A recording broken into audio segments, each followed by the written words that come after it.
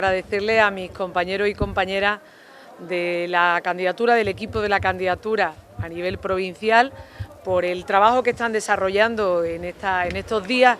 por toda la provincia de Almería. Acabamos de tener un encuentro con militantes de la agrupación local de la capital, ahora vamos a tener un encuentro con los jóvenes socialistas en la universidad y luego estaremos en distintos municipios, estaremos en Adra, en El Ejido, en Dalía, teniendo distintas asambleas abiertas, en debate, compartiendo lo que es el proyecto y idea que nuestra candidatura lidera y presenta a los más de 46.000 hombres y mujeres que van a decidir el próximo 13 de junio. Y además vamos con la ilusión y con las ganas de saber, de estar convencidos que la gente necesita un proyecto en la calle que le ponga voz a miles de andaluces que se han visto olvidados por el Gobierno de la Junta de Andalucía en estos 2 años. Miles de personas docentes en las aulas que se han visto solos frente a la pandemia. Aquí ha habido aforo en todo menos en los coles. Ha habido aforo hasta para entrar a una panadería y no ha habido aforo para las clases de los niños, con más niños incluso que el año pasado. A los profesionales sanitarios que lo han dado todo y que al final, en el día de ayer, estaban en la puerta de los centros de salud y los hospitales reclamando algo tan justo como que la Junta de Andalucía les pagará a los que les debía, que quienes nos han salvado la vida, quienes han curado a nuestros seres queridos, quienes han cuidado de nosotros, tengan ahora que salir a reivindicar lo que es su derecho, nos parece lamentable. Poner voz a esas cuidadoras que han sido de las grandes olvidadas durante toda la pandemia, a las empresas, autónomos, trabajadores que ven cómo han llegado mucho dinero a Andalucía. El Gobierno de Andalucía ha sacado pecho y gala de haber tenido superávit, de tener dinero en el banco y en cambio ha dejado que esos negocios cerraran la persiana, cosa que es incomprensible y que demuestra falta de humanidad y también falta de compromiso con el crecimiento económico de nuestra tierra. Llevamos varios días hablando también con nuestros agricultores en la defensa de una PAC justa, con el modelo social de Andalucía y al mismo tiempo también con la reivindicación de algo que tiene que hacer la Junta de Andalucía y que nosotros nos comprometemos a ello, que es garantizar que los productos que vienen a Andalucía tengan los mismos controles y la misma trazabilidad que la que se le exige a nuestros productores, porque es la manera de que no se caigan los precios. Y después de una pandemia como la que hemos vivido, donde todo el mundo miró al campo,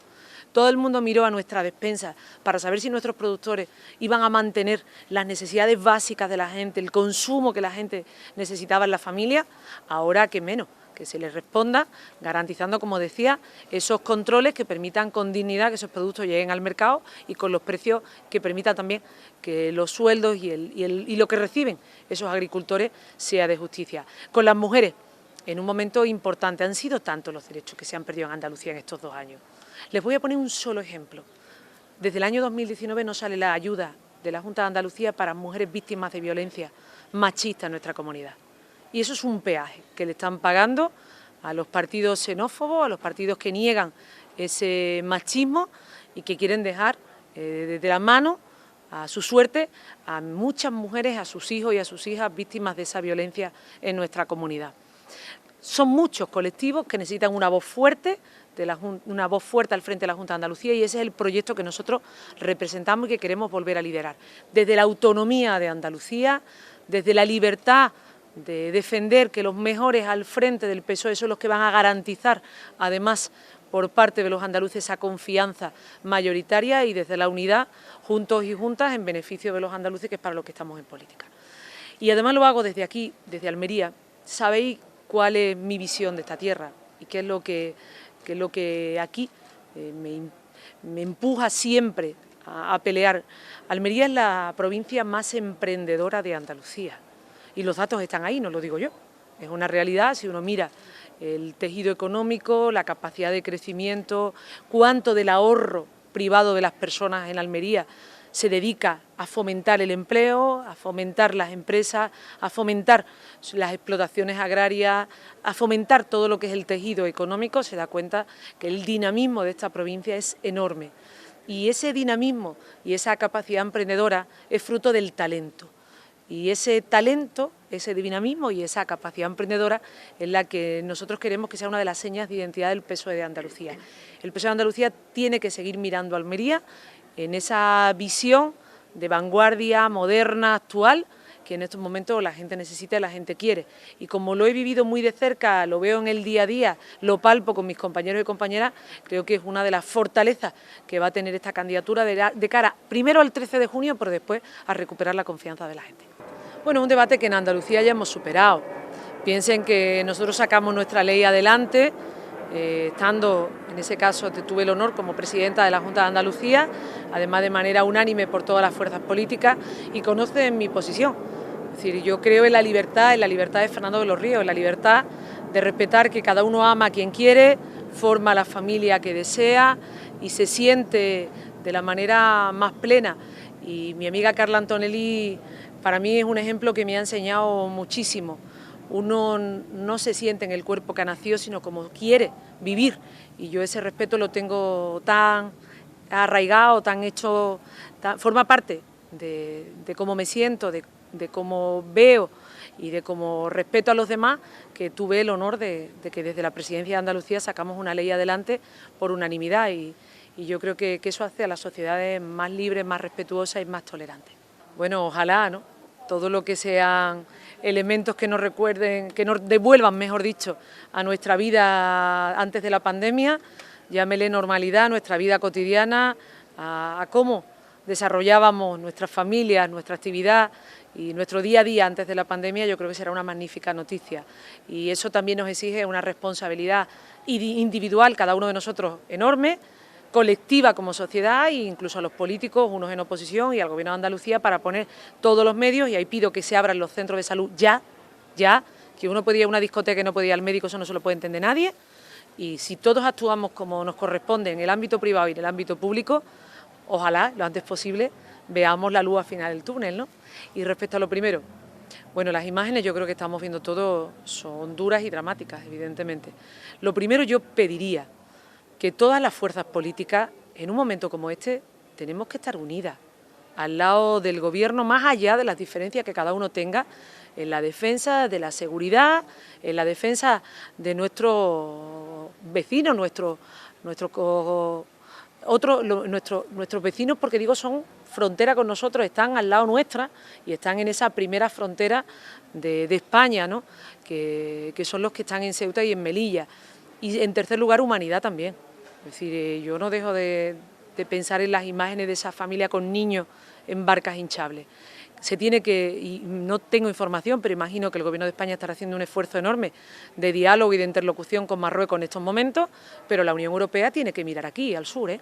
La Unión Europea no puede seguir mirando para otro lado y viendo como la presión de ser la frontera con África es España y que no tiene todos los medios, el compromiso, la interlocución y la implicación de las instituciones europeas. Y yo creo que en situaciones como estas donde se demuestra la talla de un país colectivamente, así que los partidos, los políticos que están al frente de cada una de las fuerzas políticas se pongan al lado de las necesidades del Gobierno, porque es la necesidad de tu país, no es de tu rival político, es de tu país. Entonces, primero, unidad de todos los partidos. Segundo, como decía, sensibilidad y humanidad, es decir, de los que están allí en la frontera, de los que lo están pasando mal y de esas familias que desgraciadamente por un conflicto político de la índole que sea, algunos están jugando y se les está permitiendo que se jueguen la vida en el mar. Tercero, controlar a las mafias y a la trata, que en un momento como este intentan sacar negocio con la vida de las personas. Y en cuarto lugar, a la Unión Europea, y me parece que además son los que en estos momentos tienen más responsabilidad y más capacidad, que tiene que mirar al sur y que se tiene que implicar y que evidentemente tiene que entender que aquí está también su responsabilidad. Está en Ceuta, está en Melilla, está en Canarias, está en Andalucía y está en los rincones donde la presión migratoria es más elevada. Y la Unión Europea demuestra que merece la pena, que nos hace sentirnos orgullosos cuando está a la altura de las circunstancias. Cuando las cosas me parecen que hay que cambiarlas, lo digo. Por ejemplo, yo con los otros impuestos si quiere, ¿eh? No, pero por eso le digo, no, pero es que me gusta que mi respuesta sea correcta. Entonces, por eso le digo que me diera el matiz de a qué impuesto se refería. Mire, aquí el último gobierno que subió los impuestos en España fue Rajoy, y yo lo viví en primera persona porque era presidenta de la Junta de Andalucía. Yo bajé los impuestos a los trabajadores y a las clases medias en Andalucía. Y estos días, por ejemplo, había una controversia en un impuesto concreto, por eso le he hecho esa pregunta, que es el de los peajes. que es una tasa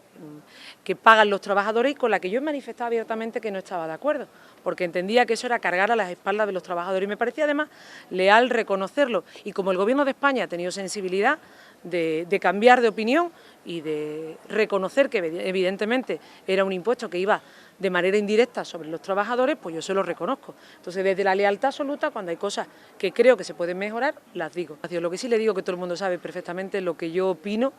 de quienes todavía le deben pedir perdón a la sociedad española.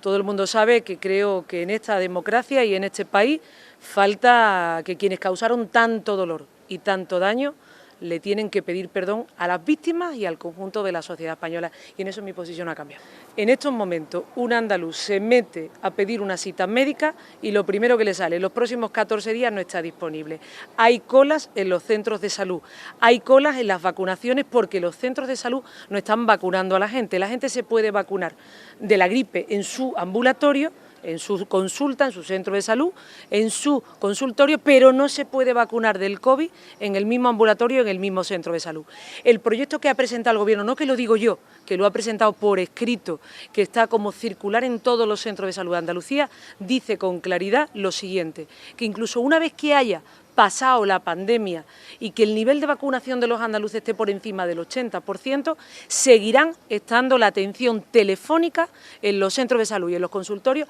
al menos en un 40%. Antes de la pandemia los centros de salud estaban abiertos. Usted no puede decir hoy, Moreno Bonilla ni su gobierno, que una vez que pase la pandemia van a seguir cerrados y que a día de hoy no tiene instrumentos para abrirlos al 100%. ¿Por qué? Porque si el estado de alarma ha acabado, incluso para ir a las discotecas, evidentemente el estado de alarma también tiene que acabar para ir al médico, para que llevemos los niños a los pediatras, a los especialistas y para